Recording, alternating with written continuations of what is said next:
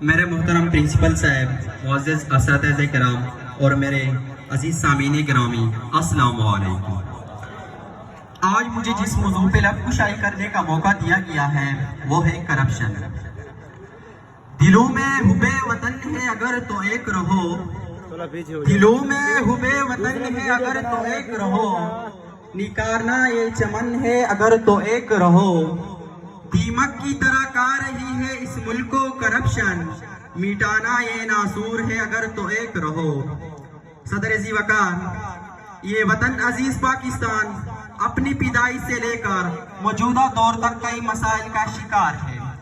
کہیں روبہ زوال معیشت ہے تو کہیں بے روزگاری، کہیں فرقہ واریت ہے تو کہیں جہالت، لیکن ان سارے مسائل سے زیادہ، ان ساری پریشانیوں سے زیادہ جس طرح اس ملک کی جڑوں کو کوکلا کر دیا گیا ہے، اس کہانی کے فگر سے ہی کلیجہ منہ کو آتا ہے۔ آخر کیا ہے یہ کرپشن؟ اختیارات کا غلط استعمال۔ لیکن رکیے، بات اتنی معمولی نہیں۔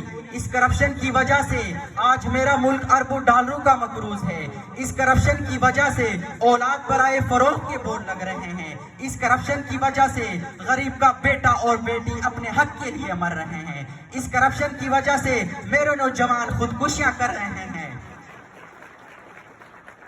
اس کرپشن کی وجہ سے عجب رسم ہے چارہ گروں کی محفل میں، عجب رسم ہے چارہ گروں کی محفل میں، لگا کے زخم نمک سے مساج کرتے ہیں۔ غریب شہر ترستا ہے ایک نوالے کو، امیر شہر کے کتے بھی راج کرتے ہیں، کتے بھی راج کرتے ہیں۔ صدر ذی وقار، مخلص ارباب اقتدار کوشش کرتے ہیں لیکن کرپشن ختم نہیں ہوتی۔ تقریری کی جاتی ہے لیکن کرپشن ختم نہیں ہوتی۔ قلم لکھے جاتے ہیں لیکن کرپشن ختم نہیں ہوتی۔ 200-400 روپے رشوت لینے والے کو ہتھکڑی لگا دی جاتی ہے لیکن کرپشن ختم نہیں ہوتی۔ آخر کیوں؟ سر سید نے یہ بات کہی تھی کہ جب صرف برائیوں کے شاخ کاٹ دی جائے تو دوبارہ نئے سرے سے ظہور پذیر ہو جاتی ہے۔ اس کرپشن کو ختم کرنے کے لیے ہمیں پختہ قوانین بنانے ہوں گے۔ پختہ قوانین بنانے کے لیے ہمیں مضبوط فیصلے کرنے ہوں گے۔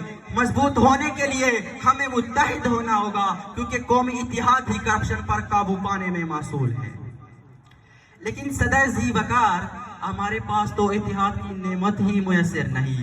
ہم تو بکھرے ہوئے، ہم تو ٹوٹے ہوئے، ہم تو بھٹکے ہوئے، کہیں مسلک کے نام پر، کہیں برادری کے نام پر، کہیں نسل کے نام پر، کہیں ذات کے نام پر، کہیں صوبے کے نام پر۔ کیسے کہوں کہ ہم قوم نہیں، ہم شیعہ ہیں، ہم قوم نہیں، ہم بریلی ہیں، ہم قوم نہیں، ہم پختون ہیں، ہم قوم نہیں، ہم سندھی ہیں، ہم قوم نہیں، ہم بلوچی ہیں، ہم قوم نہیں، ہم پنجابی ہیں۔ فرقہ بندی ہے کہیں اور کہیں ذاتیں ہیں، فرقہ بندی ہے کہیں اور کئی ذاتیں ہیں۔ کیا زمانے میں پنپنے کی یہاں یہی باتیں ہیں؟ یوں تو سید بھی ہو، مرزا بھی ہو، ابوا بھی ہو، تو سبھی کچھ ہو بتاؤ تم مسلمان بھی ہو، تو سبھی کچھ ہو بتاؤ تم مسلمان بھی ہو۔ صدر ذی وقار، آپ یہ مت سمجھیے کہ ہم متحد نہیں، نا ہم متحد ہیں، لیکن کب؟ جب کسی پہ کفر کا فتویٰ لگانا ہو۔ ہم متحد ہیں جب کسی کی پگڑی اچھالنی ہو۔ ہم متحد ہیں جب کسی پہ تہمت لگانی ہو۔ ہم متحد ہیں جب ہم نے کرپشن کرنی ہو۔ ہم متحد ہیں۔ صدر ذی وقار، جب تک بکھرے رہیں گے کرپشن ہوتی رہے گی، جب تک یکجان نہیں ہوگے کرپشن ہوتی رہے گی، جب تک ملی اتحاد کا مظاہرہ نہیں کریں گے کرپشن ہوتی رہے گی، جب تک لٹیروں کو آزادیاں جیتائے گی تو کرپشن ہوتی رہے گی، جب تک لٹیروں کو حکمران بنایا جائے گا کرپشن ہوتی رہے گی، کیونکہ قومی اتحاد ہی کرپشن پر قابو پانے میں موصول ہے۔